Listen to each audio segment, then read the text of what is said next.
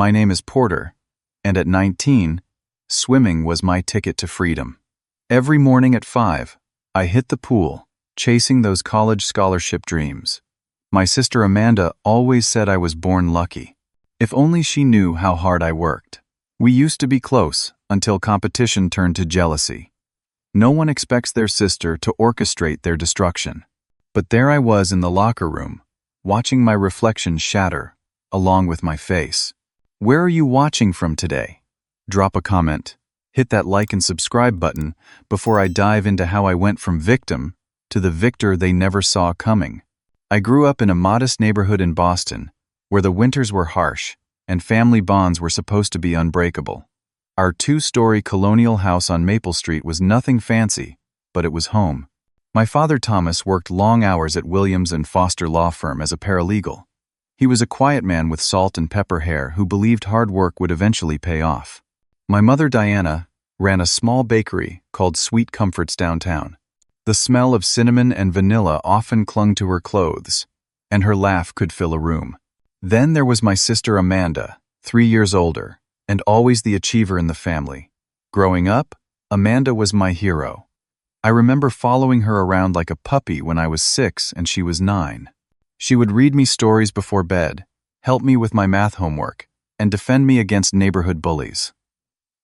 There was this one time when Billy Jenkins pushed me off my bike and scraped my knee. Amanda came running down the street, finger pointing, voice raised, and Billy never bothered me again. Our childhood was filled with backyard adventures, building forts out of couch cushions and catching fireflies in mason jars during summer evenings. We were inseparable, and I treasured every moment with my big sister. The shift happened gradually. I was around 11 when I discovered swimming. Our school had a community program that offered free swimming lessons, and my parents signed me up. The first time I dove into the water, something clicked. The coach, Mr. Lawson, pulled my parents aside after the 3rd session. "Your son has natural talent," he said. "The way he moves through water, his instinct for streamlining, with proper training, he could go far." I still remember the pride on my parents' faces. And I remember the way Amanda's smile didn't quite reach her eyes. Amanda had always been the academic superstar. Honor roll, debate team captain, editor of the school newspaper. Her bedroom walls were covered with certificates and academic awards. She was on track for valedictorian and had her sights set on Harvard or Yale. Until I found swimming, she had the monopoly on our parents' pride. But suddenly, there were swim meets and ribbons and newspaper clippings about the promising young swimmer from East Boston High. Parents started asking about me at school functions. "Oh, you're Porter's sister? We saw him win the state championship last weekend. What talent?"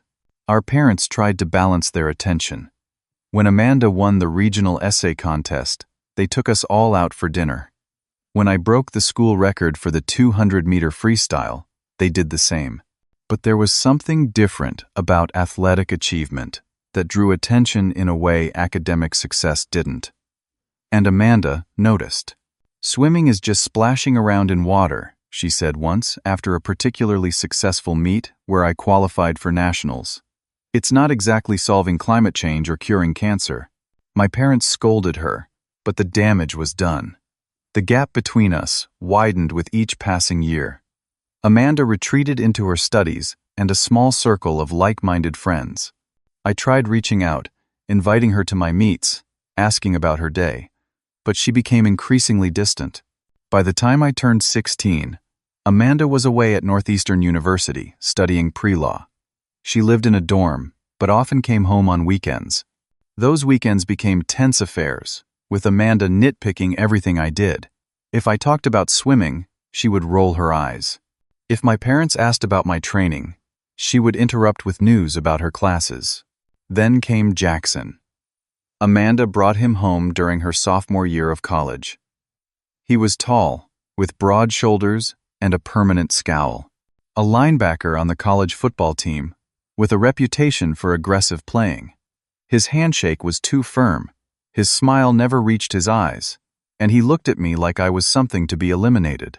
"Jackson and I met in political science," Amanda explained during that first dinner. Hess pre-law, too. Jackson barely spoke that evening, just nodded and grunted responses when directly addressed. But I caught the way he looked at me when Amanda mentioned my swimming scholarships. There was something cold and calculating in his gaze. "Your brother swims, huh?" He finally spoke up. "I always thought swimming was for guys who couldn't handle real sports." My father cleared his throat uncomfortably, while my mother quickly changed the subject.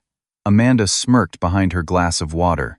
That night, I overheard them in the kitchen when they thought everyone had gone to bed. "Hess just so perfect, isn't he?" Amanda was saying, her voice bitter. "Porter the swimming star. Porter with his natural talent. Do you know what it's like, living in his shadow?" "Sounds rough," Jackson's deep voice replied. "Sometimes people like that need to be taken down a peg." I backed away quietly, telling myself they were just blowing off steam, that my sister would never actually want to see me hurt. I was wrong. Senior year started with promise. Coach Lawson called me into his office the first week of September to tell me scouts from several Division I schools had expressed interest after watching my performances over the summer. UC Berkeley, Stanford, University of Texas, University of Florida, he listed, tapping his pen against a notepad. All powerhouses for swimming. You keep your times up, maintain your grades, and you could write your ticket, Porter. The possibility of a full scholarship was no longer a dream, but a tangible goal. My morning routine became even more rigorous. Up at 4:30, in the pool by 5, 2 hours of training before school, then another 2 hours after. My muscles ached constantly, but the pain was worth it. School was different that year too. Swimming success had translated to a certain status. I wasn't exactly popular in the traditional sense, but people knew who I was. I had a solid group of friends led by my best friend Ryan, who had known since 3rd grade. We weren't the cool kids, but we weren't outcasts either. We occupied that comfortable middle ground where we could move between social circles without drama. The swim team had become a second family. 20 guys who understood the dedication, the pain, and the triumph. We pushed each other, supported each other, celebrated victories, and commiserated over defeats. Captain Tommy Rodriguez took the underclassmen under his wing, while I focused on setting an example with my work ethic. Everything was on track until mid-October when Amanda came home for fall break, bringing Jackson with her again. The tension in the house was immediate, like a thunderstorm brewing on the horizon. The first family dinner was painfully awkward. My father tried to engage Jackson in conversation about football, but his responses were clipped and disinterested. My mother asked about Amanda's classes, which led to a 20-minute monologue about her constitutional law professor and an internship she was applying for. When the conversation finally turned to my swimming, I mentioned the upcoming meet where several college scouts would be attending. "Berkeley is my first choice," I explained, trying to keep my excitement in check. "Their program is incredible, and Coach Stevens has a record of sending swimmers to Olympic trials." "California?" My mother looked concerned. "That's so far away." "It's a great opportunity," my father countered. "Full ride would be a game changer for our finances." I noticed the exchange of glances between Amanda and Jackson. Something cold and calculated passed between them, sending a chill down my spine. "Swimming scholarships," Amanda scoffed. "They only last until you inevitably injure your shoulder or knee. Then what? At least my degree will be worth something in 10 years. "Amanda," my father warned. "What? I'm just being realistic. Porter has put all his eggs in one very chlorinated basket." I pushed my food around my plate, appetite gone. "It's not just swimming. I'm keeping my grades up too. I could major in sports medicine or physical therapy." "Right," Amanda rolled her eyes. "Because you're suddenly an academic now too." Jackson snickered, and Amanda seemed pleased by his reaction. Their dynamic bothered me. It was as if she was performing for him, becoming meaner in his presence. The next morning, I found Amanda in the kitchen when I came down for breakfast at 4:30. "Why are you up?" I asked, surprised to see her there in the dim light. "Couldn't sleep?" she replied, though she was fully dressed. "Big day of important swimming ahead?" "Just the usual training," I said, reaching for a banana and my protein shake. You know, Porter, she said, stirring her tea slowly, all this could disappear in an instant. One injury, one bad race, one incident. The way she said incident made my skin crawl. What does that mean? She shrugged, smiling thinly. Just that nothing lasts forever, especially not athletic careers. I brushed it off as typical Amanda bitterness and headed to practice, but her words stayed with me. The first public incident happened that weekend. The school was hosting a fall festival, and I was volunteering at the athletic department's booth. Amanda and Jackson showed up unexpectedly, claiming they were just checking out the local scene. I was explaining the swim team's fundraising goals to a group of parents when Amanda interrupted. My brother likes to think he's the next Michael Phelps, she announced loudly. But let's be honest, he's a big fish in a very small pond. The real world will chew him up and spit him out. The parents looked uncomfortable. Jackson laughed. I felt my face burning with embarrassment. Amanda, can we talk? I pulled her aside, away from the crowd. What's going on with you? Why are you trying to embarrass me?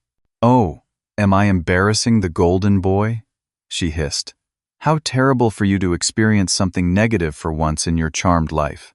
My life isn't charmed, I protested. I work hard for everything I've achieved. Please, she scoffed. You fell into swimming and happen to be good at it. Some of us have to actually use our brains to succeed. Before I could respond, Jackson appeared beside her, placing a proprietary hand on her shoulder. Everything okay here? Fine, Amanda replied.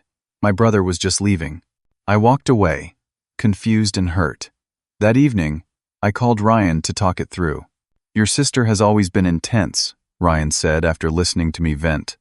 But this sounds different, like she's actually out to get you. She's my sister, I said, though doubt had firmly taken root. She wouldn't actually try to harm me. Maybe not physically, Ryan conceded, but socially or emotionally, sounds like she's already taking shots. The next morning, I tried one more time to repair things with Amanda. I knocked on her bedroom door before she headed back to campus. Can we talk?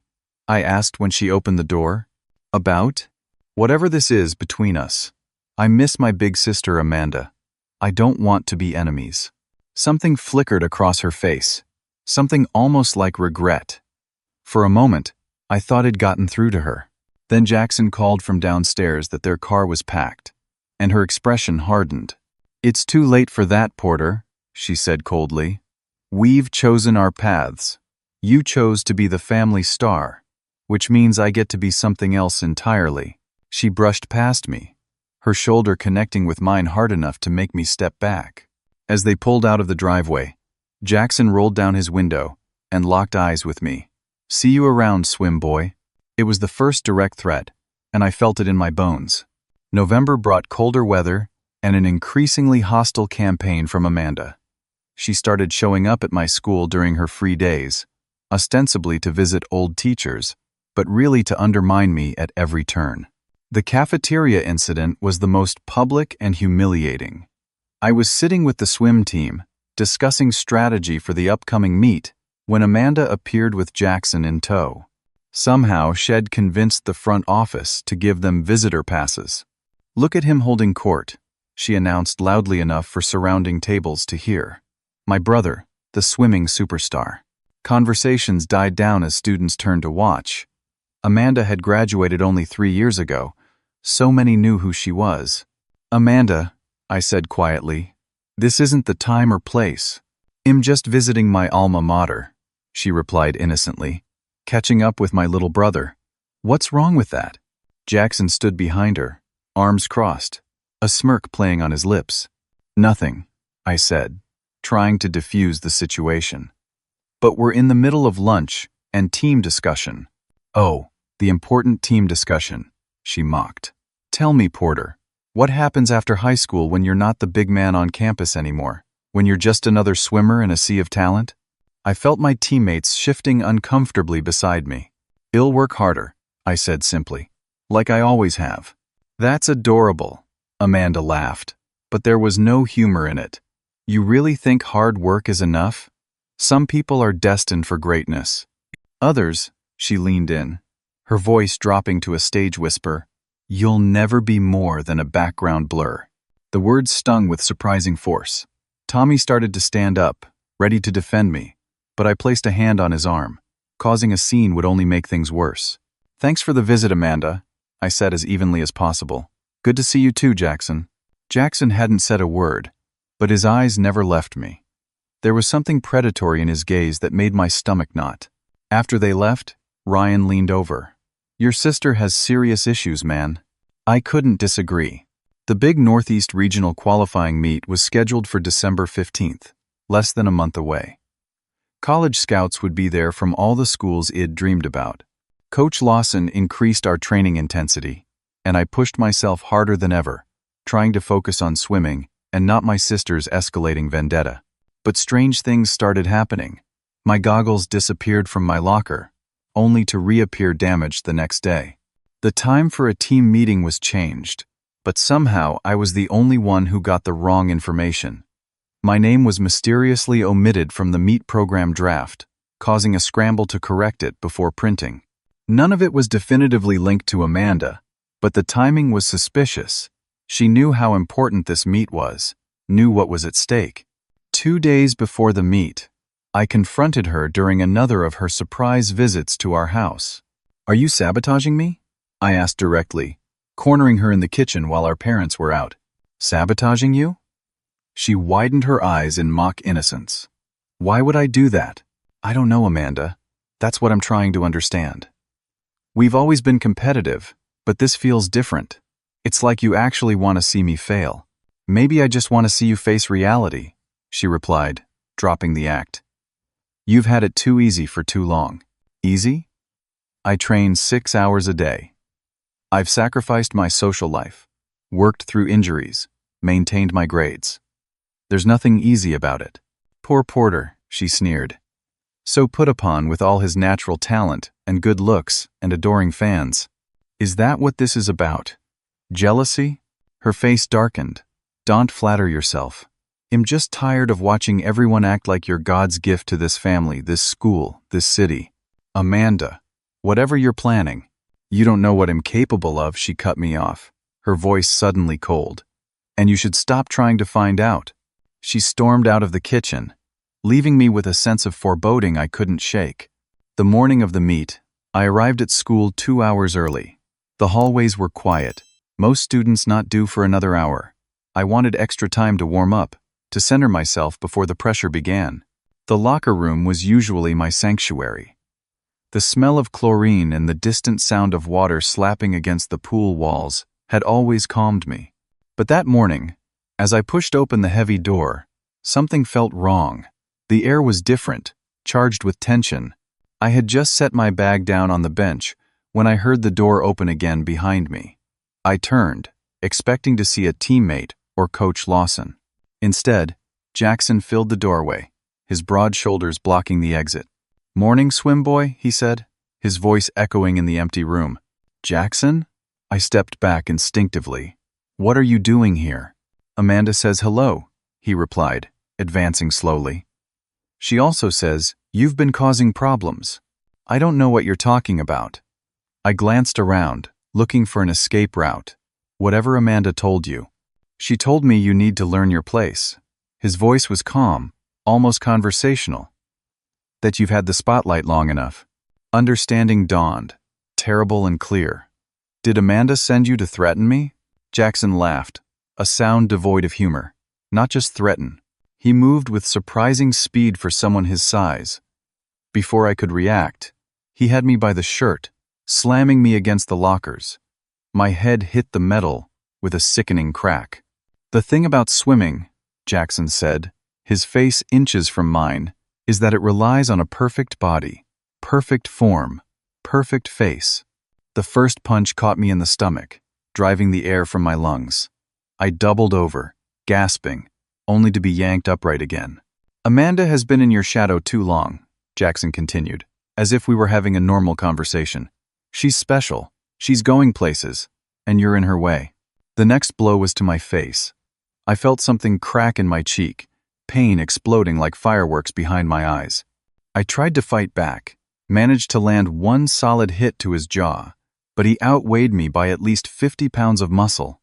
He grabbed my head and slammed it sideways into the locker. The metal edge caught my orbital bone and cheekbone. The sound was sickening, a crack that seemed to echo through my entire skull. Blood filled my vision.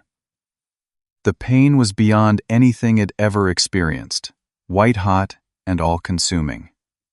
I slid down the lockers, the room spinning around me. Jackson stood over me, breathing heavily.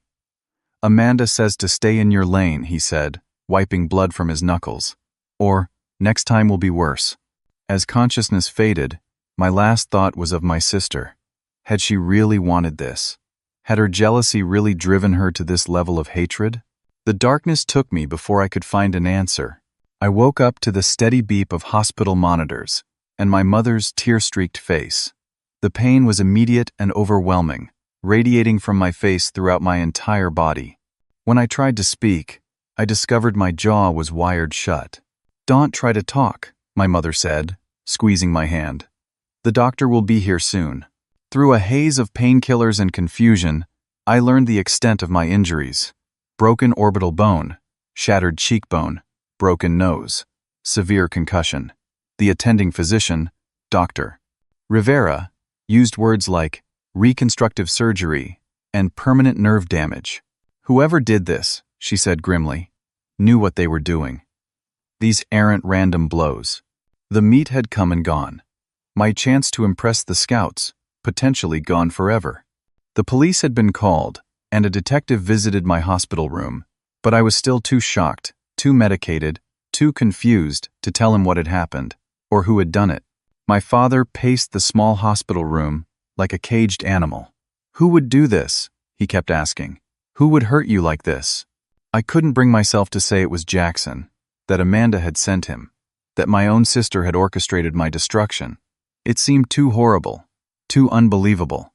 And in my darkest moments, I wondered if I deserved it somehow. Had I really been so oblivious to her pain, her jealousy? Amanda visited once, her face a careful mask of concern. "Oh my God, Porter," she gasped, hand covering her mouth. "Who did this to you?" Our parents were in the hallway speaking with doctors. We were alone. I stared at her, searching for any sign of remorse, any indication that this had gone further than Shed intended. "The police will find whoever did this," she continued, not meeting my eyes. "Jackson and I are just sick about it, aren't we, babe?" Only then did I notice Jackson hovering in the doorway, his face impassive. There was no remorse there, no concern, only a warning in his cold eyes. I turned my face away, unable to look at either of them. They left shortly after, Amanda telling our parents she was too upset to stay longer. The next weeks were a blur of surgeries, pain, and medication. 3 separate operations to reconstruct my face, using titanium plates and screws to piece together what Jackson had shattered. Dr. Rivera was skilled, but she was honest about the prognosis. "You'll never look exactly the same," she told me after the second surgery, "but we'll get you as close as we can." The physical pain, as excruciating as it was, paled in comparison to the emotional trauma. I'd lost not only my face, but my identity as an athlete. The scholarship opportunities had evaporated. Several schools sent polite emails expressing regret and hoping for my recovery, but the subtext was clear: damaged goods were not what they were looking for. When I was finally allowed to look in a mirror 2 weeks after the attack, I barely recognized myself. My face was swollen, discolored, distorted. The left side of my face drooped slightly from nerve damage. The symmetry that had once defined my features was gone. I turned away, unable to confront this new reality. The police investigation continued, but without my testimony, they had little to go on. The school security cameras had captured Jackson entering the building but not the locker room itself. Without my statement, it was circumstantial at best. When I returned home after 3 weeks in the hospital, I retreated to my bedroom, avoiding mirrors and conversations. My parents tried to draw me out, but I could barely look at them without thinking about Amanda, about how she shared their blood but had conspired to destroy me. Amanda and Jackson stayed away from the house, claiming the stress was too much for her. In reality, I knew they were waiting for the investigation to lose momentum, for me to keep my silence out of some misguided family loyalty or fear. Depression settled over me like a heavy blanket. I missed 6 weeks of school. Coach Lawson visited regularly, bringing updates from the team and assignments from teachers, but swimming seemed like a distant dream from someone else's life. Ryan was my lifeline during those dark days. He came by every afternoon, filling me in on school gossip, making me laugh despite the pain, never commenting on my changed appearance. "The team's not the same without you," he said one day, as we played video games, the only activity I could still enjoy. "Everyone asks about you. What do you tell them?" My speech was still slightly slurred from the nerve damage. "That you're healing. That you'll be back." He paused the game, turning to face me directly. "You will come back, right, Porter?" I shook my head slowly. "I don't know who I'm coming back as, Ryan. The old Porter is gone." "Bullshit," he said bluntly. "Your face changed, not who you are." His words stayed with me long after he left. The first day I returned to school was 7 weeks after the attack. The stares were immediate and unrelenting. Whispers followed me down the hallway. Some people looked away quickly, uncomfortable with my new appearance. Others stared openly, curiosity overriding manners. I kept my head down, hoodie pulled low, sunglasses covering the worst of the asymmetry. The teachers were kind, but awkward, not sure how to address what had happened. The swim team rallied around me, forming a protective circle during lunch, but I could see the shock in their eyes when they thought I wasn't looking.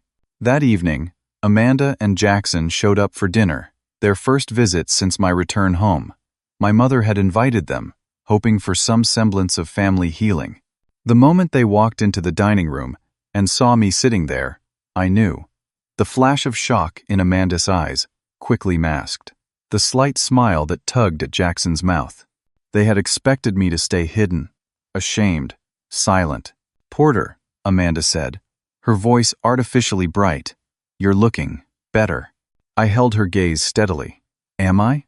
An uncomfortable silence fell over the table. My father cleared his throat. "Let's eat before it gets cold." Throughout dinner, I watched them, the way they exchanged glances, the way Amanda kept touching her neck nervously, the way Jackson exuded confidence, certain of his immunity. They thought they had won. They thought I'd remain the victim, too afraid or too loyal to speak up. In that moment, watching them pretend concern while secretly celebrating my downfall, something shifted inside me. I was done being silent. The next morning, instead of hiding in my hoodie, I walked into school with my head high. The stares still followed me, but now I met them directly. Yes, look at what was done to me. Remember it. My first stop was Miss Keller's classroom. My English teacher had always been a mentor, someone I trusted. I arrived early, before other students, and closed the door behind me. "Porter," she said, looking up from her desk. "How are you feeling?" "I'm ready to talk about what happened," I said simply. Her expression turned serious. "Have you told the police?" "Not yet. I wanted your advice first." She set aside her papers, giving me her full attention. "If you know who did this to you, Porter, you need to report it. But," she hesitated, "you should be prepared for what comes next.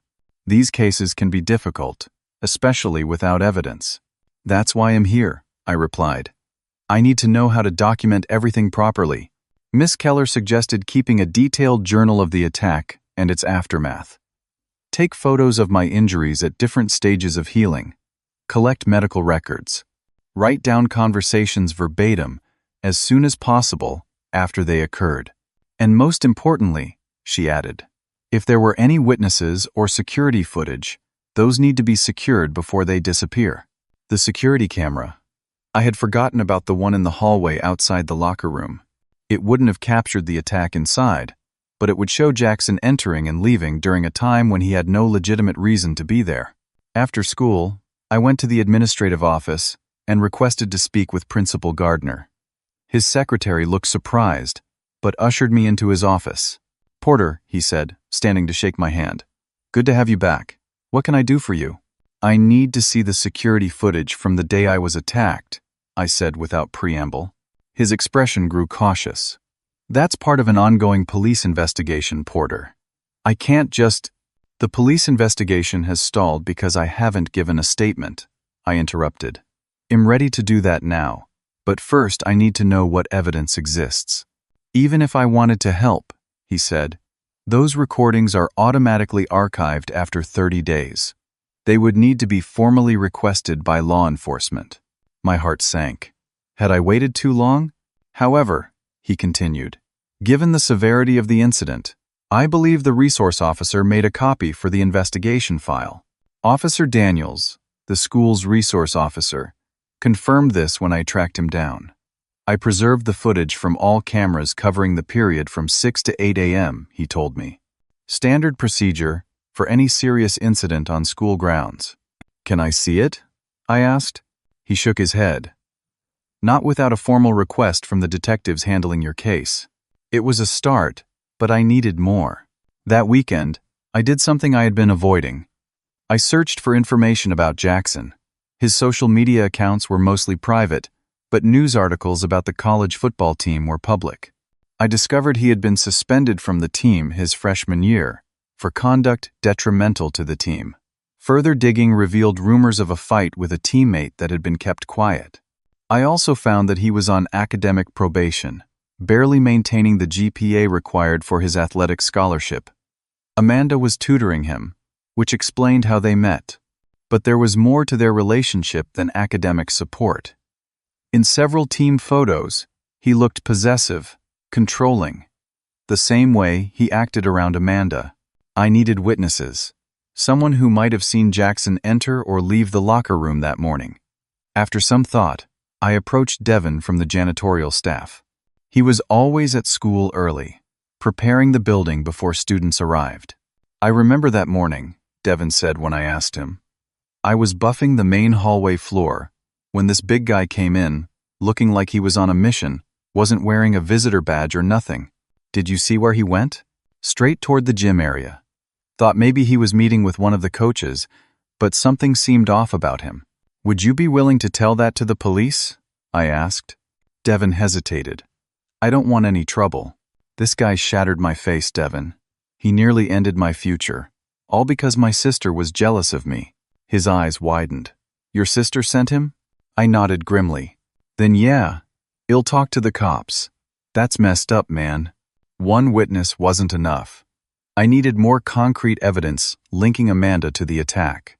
The answer came unexpectedly through Ryan. You know, he said during one of our gaming sessions, I still have all our group chats from before the attack. Amanda texted you a lot about meeting her at school that morning. I had forgotten. Amanda had texted me repeatedly the day before, asking what time I'd be at school, if I'd be there early to practice. I'd thought she was just making conversation.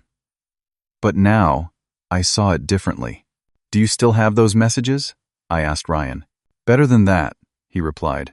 I have screenshots of her texting Jackson right after she texted you. Jessica from the debate team is friends with Amanda on social media, and she saw some weird exchanges between them before everything went down. She showed me the screenshots because she was concerned. The screenshots were damning. Amanda telling Jackson when I'd be alone. Jackson replying with, "I'll take care of it. Hez had it coming." With gathering evidence came growing emotional strain. Each night I stared at my altered reflection, touching the places where titanium now held my face together. The physical pain had subsided, but the psychological wound remained raw. The hardest part was knowing I would have to confront my parents with the truth. That their daughter had orchestrated an attack on their son. That the family would never be the same after what I was about to do. I chose a Sunday evening when we were all home. I asked them to sit down in the living room, saying I needed to talk about the attack. I've been silent long enough, I began, my voice steady despite my racing heart. I know who attacked me, and why. My mother reached for my father's hand, clutching it tightly. Who, Porter? Who did this to you? Jackson, I said, watching their expressions carefully. Amanda's boyfriend. My father started to rise, face flushing with anger. That football player? Why would he? Because Amanda asked him to. The words hung in the air, impossible and devastating. My mother shook her head in denial. No, that can't be right. Amanda would never. She's been jealous for years, I continued, forcing myself to say it all. She resents my swimming success, thinks I've overshadowed her. She wanted me out of the way, wanted me to lose everything. This is a serious accusation, my father said, voice strained. Do you have any proof? I showed them everything. The text messages, the witness statement from Devon, the suspicious timing of their visits. My parents listened in horror, their faces crumbling as the evidence mounted. By the end, my mother was weeping silently, and my father looked 10 years older. Why didn't you tell us sooner? He asked. Because I needed to be sure, I replied, and because I knew what it would do to this family. That night, I made my decision. The truth needed to come out, no matter the cost. Justice required my voice, even if it tore apart everything I'd known. The strength I'd been building through my physical recovery became emotional armor. Each day of silence had allowed Amanda and Jackson to believe they were untouchable. That was about to change. The next morning, I called Detective Briscoe and told him I was ready to make my statement. The police station was cold and impersonal, all beige walls and fluorescent lighting. Detective Briscoe led me to an interview room, where a camera recorded my every word. Take your time, he said, notebook open before him. Start from the beginning. I told him everything, the growing tension with Amanda, Jackson's veiled threats, the morning of the attack in vivid, painful detail. I provided the names of witnesses, mentioned the security footage, shared the damning text messages Ryan had collected. When I finished, Briscoe closed his notebook and looked at me with somber eyes. That's enough for an arrest warrant for Jackson, he said. As for your sister, the texts show conspiracy. This won't be easy for your family. I know, I replied quietly, but silence only protects the people who did this to me. Jackson was arrested that afternoon at football practice, led away in handcuffs in front of his teammates. Amanda was brought in for questioning the following day. The school administration called an emergency meeting to address the situation. Principal Gardner asked me to attend, along with my parents. The room was packed with school board members, legal counsel, and a few key faculty members. Amanda and her parents had been summoned as well, though Jackson was still in custody. This is a deeply disturbing situation, Principal Gardner began. Porter has brought serious allegations against a former student and her boyfriend regarding the assault that occurred on school property. Amanda sat across the table, her face pale but defiant. She hadn't expected this level of formal response. She'd thought she'd maintain plausible deniability, that it would be Jackson's word against mine. I'd like to present my evidence, I said, standing slowly. The room fell silent as I distributed copies of text messages, witness statements, and medical reports detailing the extent of my injuries. I spoke clearly, despite the slight slur that still affected my speech. My sister, Amanda, orchestrated this attack because of jealousy over my swimming success. She used her boyfriend, Jackson, as a weapon against me. They intended to end my athletic career and destroy my future. Amanda started to protest, but the evidence was overwhelming. These texts could mean anything, she tried, voice shaking. Jackson acted on his own. I never told him to hurt Porter. We have statements from 3 witnesses who saw you and Jackson discussing me the day before the attack, I countered. And your own messages asking him to take care of the problem. Her composure cracked. You always had everything. She burst out, years of resentment flooding her voice. The attention, the praise, the future. Do you know what it's like living in your shadow? Every accomplishment I had was nothing compared to Porter's latest swimming victory. The room was silent, shocked by her outburst. I never wanted your shadow, I said quietly. I just wanted to be your brother. The school board ruled unanimously. Jackson was permanently banned from campus. Amanda, though no longer a student, was placed on a security watch list preventing her from entering school grounds. The police investigation would determine further legal consequences. As we left the meeting, Amanda attempted one last defense.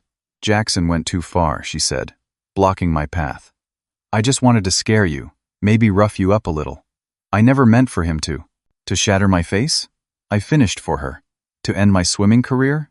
To leave me with permanent nerve damage? What exactly did you think would happen when you sent a violent linebacker after your brother? Before she could answer, Jackson's lawyer approached with news that would change everything. Jackson wanted to make a deal.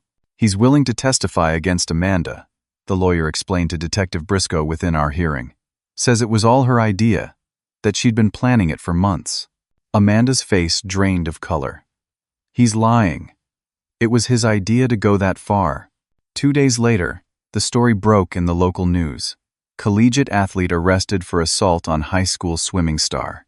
Amanda's involvement was mentioned, though more cautiously due to ongoing investigation. Northeastern University acted quickly, placing Amanda on academic probation, pending the outcome of the criminal investigation. Her internship offer was rescinded. Jackson's football scholarship was revoked, effectively ending his collegiate athletic career. The court case moved surprisingly fast. Jackson pled guilty to aggravated assault in exchange for a reduced sentence, providing detailed testimony about Amanda's role in planning the attack. Standing in the courtroom, delivering my victim impact statement, was the hardest thing I'd ever done. I spoke not only about the physical damage, but the emotional betrayal. The titanium plates in my face will remain forever, I told the silent courtroom. But they're nothing compared to the knowledge that my own sister orchestrated this out of jealousy, that she was willing to destroy me rather than see me succeed. I looked directly at Amanda as I spoke. The worst injury isn't to my face but to my ability to trust. How do you recover from your own blood turning against you? Jackson received 2 years in juvenile detention with eligibility for parole after 18 months, owing to his age, 19, and lack of prior convictions. Amanda avoided jail time but received 3 years probation, 200 hours of community service, and mandatory psychological counseling.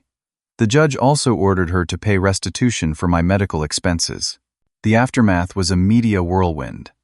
Local news covered the story extensively, and several national outlets picked it up as an example of sibling rivalry gone horrifically wrong. I declined most interview requests, focusing instead on healing and rebuilding. Coach Lawson became my unexpected champion during this period. Your swimming career isn't over, he insisted during one of his regular visits. Different, yes, but not over. He arranged a special tryout with Coach Stevens from Berkeley, who had followed my case through colleague connections. I want to see what you can do now, Stevens said when he arrived, not what you could do before. The tryout was humbling. My times were nowhere near my previous standards. The facial reconstruction had affected my breathing pattern, and months without training had diminished my endurance. But I finished every set, pushed through the pain, and refused to quit. Afterward, Stevens sat with me on the pool deck. "You're not the same swimmer," he said frankly, "but I've never seen that level of determination." Berkeley has a partial athletic scholarship available, with additional academic funding if you maintain a 3.5 gigapascals. We'd be looking at you for the 2026 season, giving you time to fully recover and train. It wasn't the full ride I'd once been destined for, but it was a future I hadn't dared hope for in my darkest moments. When the news broke about my conditional acceptance to Berkeley, Amanda and Jackson saw it online from their separate locations. Jackson from his detention facility, Amanda from the small apartment she'd moved into after our parents had asked her to find her own place. They hadn't expected this outcome. They'd expected me to remain broken, hidden, silenced. Instead, I had emerged stronger, more determined, and with a voice that refused to be quieted. The victim they had created no longer existed. In his place stood someone they hardly recognized, someone who had taken their worst and turned it into fuel for a different kind of strength. 1 year later, I stood on the Berkeley campus, watching the morning fog roll off the bay. My first semester had just ended with a 3.8 gigapascals in sports medicine. The swimming was coming along more slowly, but Coach Stevens kept his word, working with me to adjust my technique to accommodate the changes in my facial structure. The scars had faded somewhat, though my face would never be symmetrical again. The nerve damage caused a slight droop on the left side when I was tired, and certain expressions were forever altered. but I had stopped hiding behind hoodies and sunglasses. This was my face now, battle scars and all. Back in Boston, my parents had started the difficult process of rebuilding a relationship with Amanda. Family therapy had revealed deeper issues than we'd realized. My father's constant pressure for achievement, my mother's tendency to compare us, Amanda's feelings of inadequacy that had festered into toxic jealousy. None of it excused what she had done, but understanding the roots helped us begin to process it. I participated in therapy sessions via video call, not yet ready for in-person reconciliation, but unwilling to abandon the possibility entirely. Jackson had written me a letter from detention. It was surprisingly thoughtful, free from the aggression that had defined him. "What I did to you was unforgivable," he wrote. Watching Amanda's manipulation, I should have walked away. Instead, I became the weapon she wanted. I'll regret that choice for the rest of my life. I didn't respond immediately. Forgiveness wasn't something I could offer yet, perhaps ever.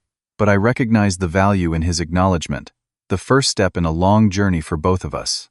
At Berkeley, I had found an unexpected calling. When word spread about my story, other students who had experienced trauma began seeking me out. Some had survived accidents, others assault or illness. All carried both visible and invisible scars. We formed an unofficial support group that eventually gained university recognition. Transformed met weekly in the student union, a safe space for those whose lives had been irrevocably altered by circumstances beyond their control. "The hardest part isn't the physical pain," I told the group during one session. "It's the identity crisis. When you look in the mirror and don't recognize yourself anymore. When the future you planned is suddenly impossible." "How did you get past it?" asked Mia, a sophomore who had lost her leg in a car accident. "I stopped trying to be who I was before," I replied. "That Porter is gone. Instead, I focused on who I could become now. Someone stronger in ways I never expected." My relationship with swimming had fundamentally changed. Once my entire identity, it was now just one aspect of a more complex life. I still trained daily, still competed when I could, but the joy came from the water itself, not the victories or times. In April, Amanda asked to meet during my spring break. After much consideration, I agreed to coffee at a neutral location near my parents' house. She was thinner, subdued, her once perfect appearance now carelessly assembled. The community service and therapy had humbled her in ways nothing else could have. "I don't expect forgiveness," she said after we'd sat in awkward silence for several minutes. "I just want you to know I'm truly sorry. Not just for what happened, but for the years of resentment that led to it." I studied her face, looking for the manipulation that had once defined her. Instead, I saw genuine remorse, the painful self-awareness that comes from confronting your worst actions. "I'm not ready to forgive," I replied honestly, "but I am ready to stop letting what you did define my future." She nodded, tears welling in her eyes. "That's more than I deserve." "It's not about what you deserve," I said. "It's about what I need to move forward." That conversation marked the beginning of a cautious rebuilding. Not a return to what was that was impossible, but the foundation of something new. A relationship based on truth rather than competition or resentment. My parents were learning too. Family dinner conversations no longer centered on achievements or comparisons. They were asking different questions now, about happiness and purpose rather than grades or times or trophies. Jackson was released after serving 18 months. He enrolled in community college, started volunteering with anti-violence programs. We had no direct contact, but through mutual connections, I knew he was working to become someone different than the angry young man who had shattered my face. The most profound lesson from everything that happened wasn't about revenge or justice, though both had their place in my healing. It was about the choice we all face when traumatized, to remain silent or to speak, to stay broken or to rebuild, to be defined by our wounds or to define ourselves despite them. Silence protects the perpetrators, not the victims. It festers inside, turning pain inward rather than transforming it into action. When I chose to speak, to fight back with truth rather than violence, I reclaimed power in a way Amanda and Jackson never anticipated. The face I see in the mirror now tells a story of resilience rather than victimhood. The titanium plates and slight asymmetry are reminders not of what was taken from me, but of what could not be taken. My voice, my determination, my future. Have you ever faced a moment when speaking up seemed more terrifying than staying silent? When have you transformed pain into purpose? Share your story in the comments below. If this journey resonated with you, please like, subscribe, and share with someone who might need to hear that their voice matters. Thank you for listening to my story. And remember, our scars, whether visible or not, don't define us. They simply prove we were stronger than whatever tried to break us.